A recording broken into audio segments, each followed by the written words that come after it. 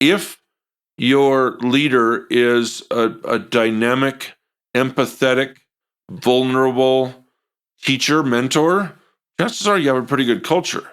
But if your leader is, and I hate to say this because I am one, an old white guy that has only learned how to lead one way, and that's autocratic, command and control, boisterous, decisive, then chances are you don't have a really good culture. Welcome to 20-Minute Leaders. Just sit back, relax, and learn from the leaders of today. It's a journey. Each one is different, unique, inspiring. Let's get started.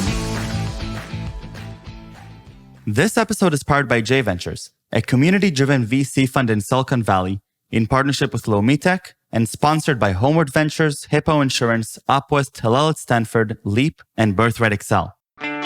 Welcome to 20-Minute Leaders, and we're going to be talking about doing good in the workplace. Meet Mark Babbitt, president of WorqIQ and co-author of Good Comes First. Employees of all generations desire and deserve workplaces where they feel respected and are validated for their ideas, efforts, and contributions every day. As we're witnessing right now, when a company culture falls short of those expectations, top talent is cutting the lifeline that has tethered them to their old employers and old autocratic leaders, often afflicted with what we call boomer male syndrome or BMS. In record numbers, good people are leaving bad companies, or at least bad company cultures.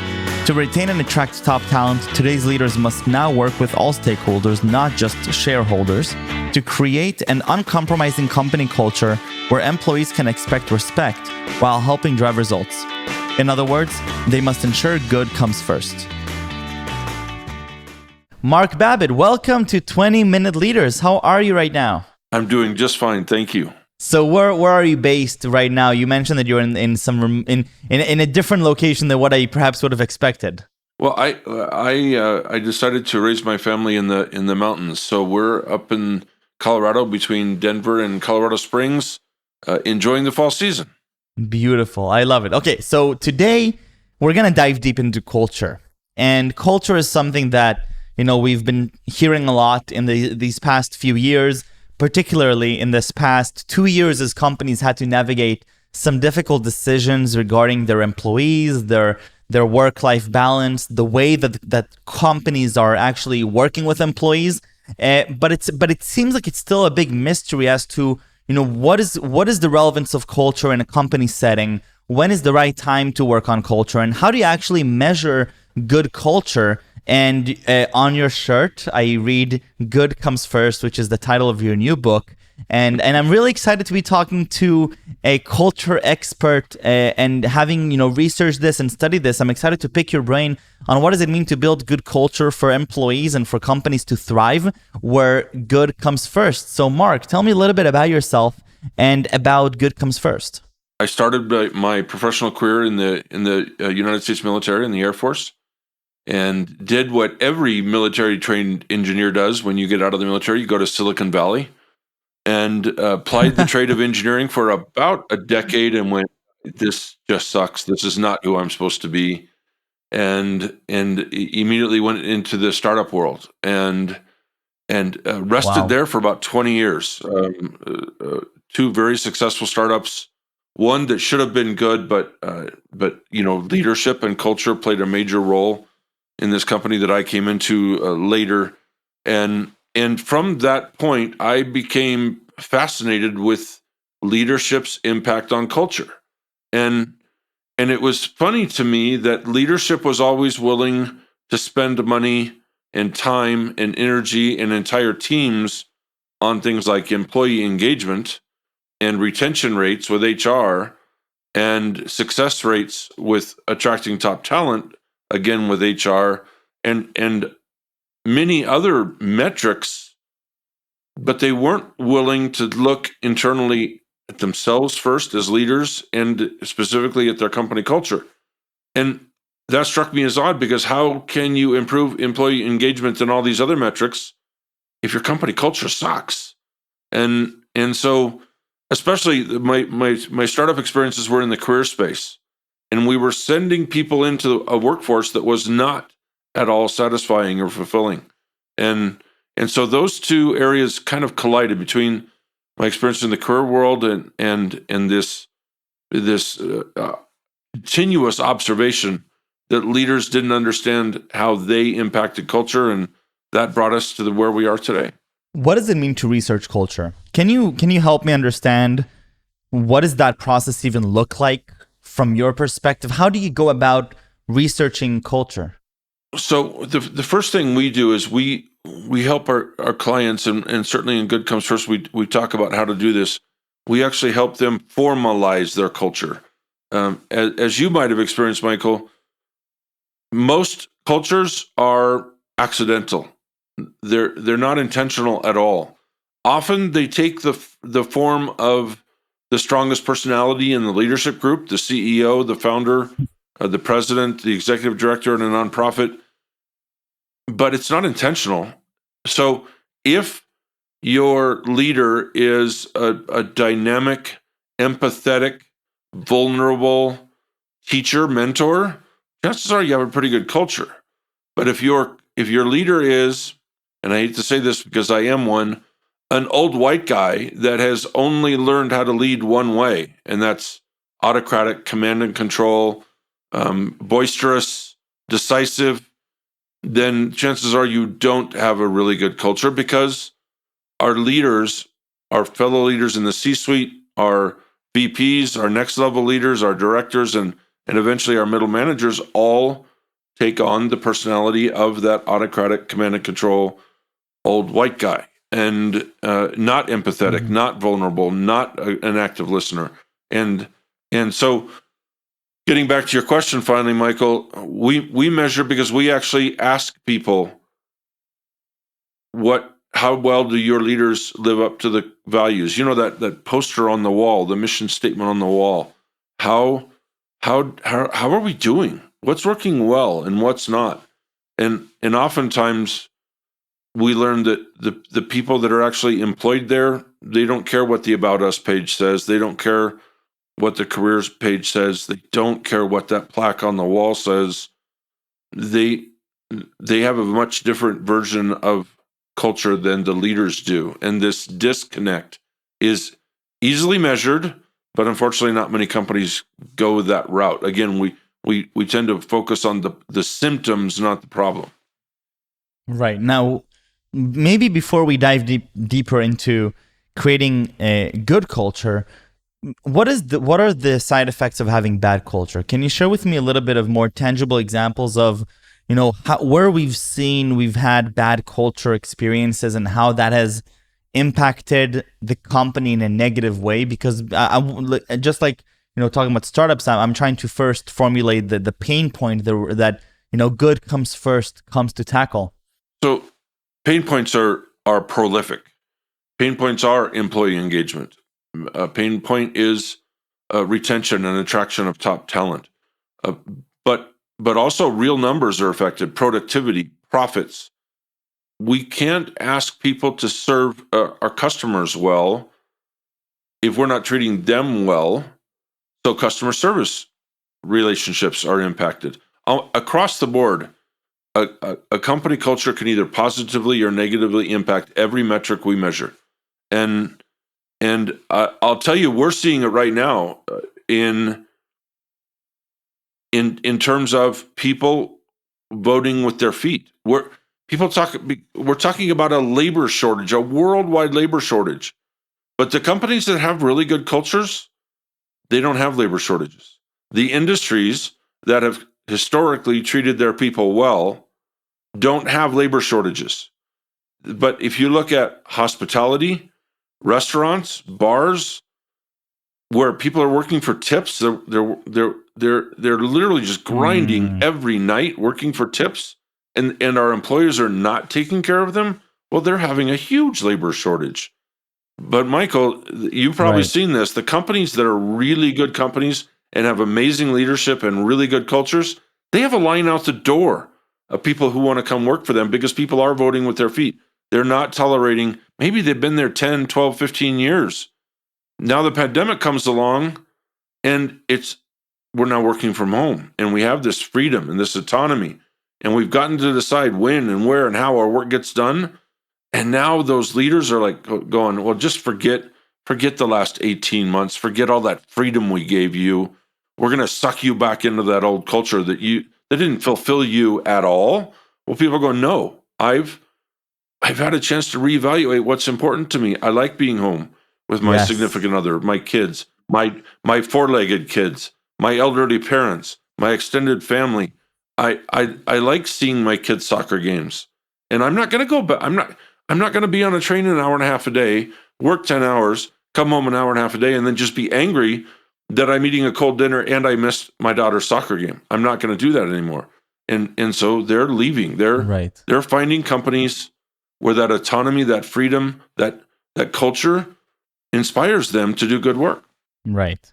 Now, tell me about good comes first. So culture is critical. Bad culture is detrimental to the way of a company either succeeding with its product development or with its hiring top talent. What is good comes first? Is the book? What does it aim to achieve? So it aims to achieve our goal is simple, Michael. Good people doing good work in a good place to work. And I know that sounds ridiculously simple, but in all the research that we did in our client work, that's the common denominator. Now, in order for that to happen, we have to convince leaders that it's not okay just to focus on results. That results alone are not going to help you gain the results you want. So we introduced the idea of making the showing of respect, the demonstration of respect to every person in the company, every stakeholder, not just shareholders, not just executives, which is, frankly, since the industrial age began, how we've kind of focused, right? That's the results focus. But now, how are we treating people? How are we asking people to treat each other?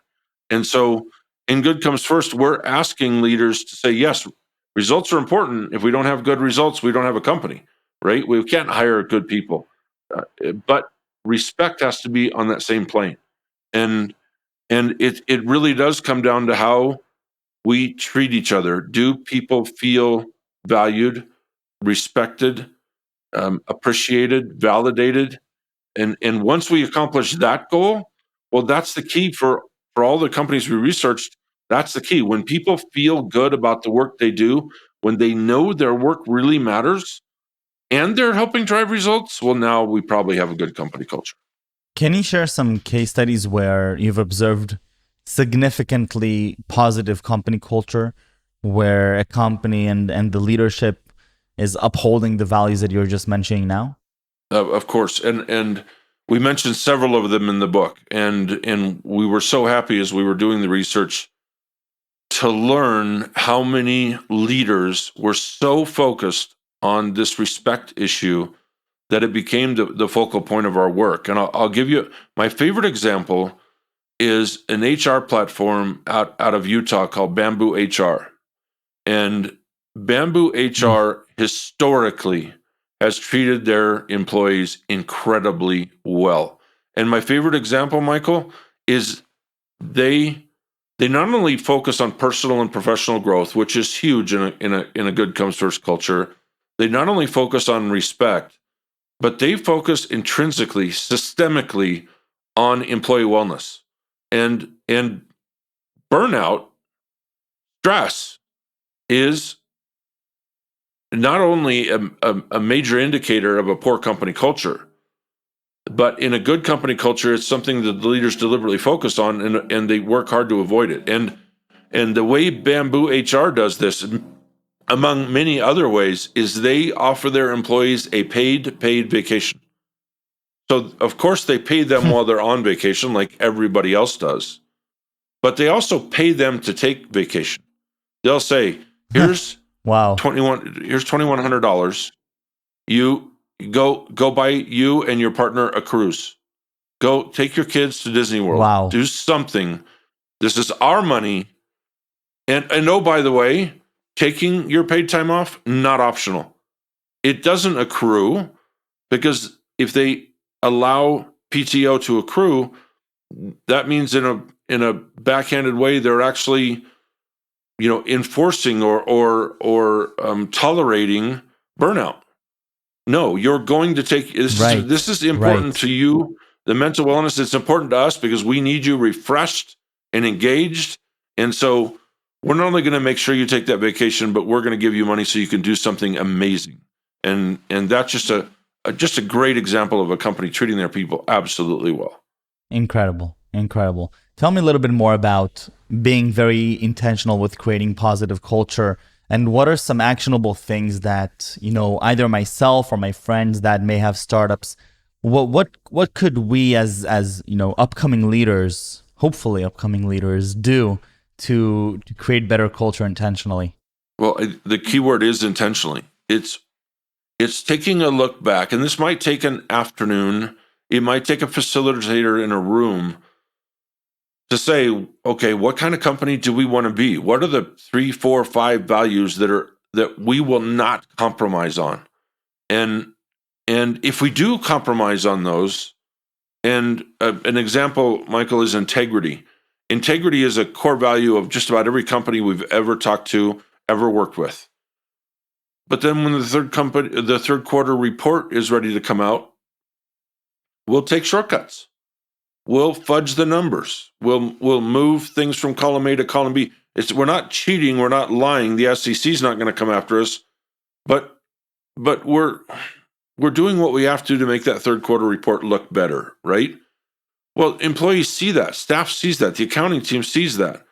When the sales figures come out, the sales team goes, "Oh, I didn't know we did that." Well, you've just contradicted one of your key values. And so that's a big part of it. And so, one, define your values, formalize your values, not just your values, but then pick 3 or 4 behaviors that might indicate whether you're living that value or not. I'll go back to the integrity value. We have a client that says when we measure that value or their ability to serve as chief role model for that value, we say, does this leader keep their promises? Do they do what they say they're going to do? Because that's kind of the definition of integrity, right? And so we actually provide feedback on that. And you don't need us to do that. The book lays out exactly how to do that. And then you can just own it. You can ask, go to your leadership team as the CEO and say, here's our core values. What do I do to demonstrate that I'm living up to those core values? What do I do that might indicate that I'm not living up to those core values? And once you have that data in your hands and you're willing to listen, which a lot of old white guys are not willing to listen, but still you got to try. You got to take this input, this hard data, and listen to what the data and the science are telling you, and then you can make adjustments, because that will tell us, Michael, exactly how far off we are from this ideal defined culture and where we are now. And until we know that, we can't close the gap. So, Mark, take me back a little bit to your childhood, and I'm curious to know what you were curious about. So, as you're going through elementary, middle school, what you mentioned that you were in the Air Force before, and then then Silicon Valley, and now thinking about culture. So a breadth of experiences, and I'm guessing that culture wasn't the thing that occupied your mind in 5th grade. What were you curious about as a kid? 2 things. Entrepreneurship, although I sure didn't call it that then. I started my own business when I was 8, and Wow. And boy, did I get a lot of crap for that. But I always knew that there was more to life than just going to a lumber mill, which is what my dad did. And he was very good at it. I mean, he started pushing a broom, out of the Navy, and ended up owning and managing a lumber mill. So he was good at it, and he was a very decisive leader. You knew exactly where you stood, both as a son and as an employee of my father. You knew exactly where you stood the whole time, and that probably impacted my view of leadership quite a bit. But I cared about, that's all I cared about as a kid: entrepreneurship and sports. That was it. I didn't understand even having to go to school, because you weren't teaching me anything that was going to make me a better boss or make my business better. And so I always had this weird view of leadership and culture and work. And what's really funny now, I'm 61 years old now. I'm old. And now all the stuff that I was talking about way back then about taking the time off to go hunting and fishing and being at your kids' games and all that stuff that just didn't happen back then. Well, now we're making that an important part of life now. We've recalibrated toward that model. And so it's kind of fun to see it all come full circle. And if I were to ask you for a few words that you would use to describe yourself, what would those be? Well, the first one's easy. The first one is mentor. I love the role. It's not a paying gig at all. It never has been. But I just especially in the startup world or the sports world, I just love sitting down with people and asking them, what's working well, what's keeping you up at night, where are your bigger stressors, and then I consider myself a solution junkie, which would probably be the second word or phrase. Is okay, now good, now let's go fix that problem. Now that we've been self-aware enough to actually identify the real problem, not the symptoms, but the problem, let's go find a solution for that. And then third is a tie. I don't know if I've coached baseball for 35 years, and I also have 5 kids and 5 grandkids. So very much a tie, that third word between dad and grandpa and coach. I love that. Mark, thank you very, very much. This was wonderful. I can't wait to read the book. And thank you for sharing this time with me. And stay safe and stay healthy. Thank you very much. Thank you, Michael.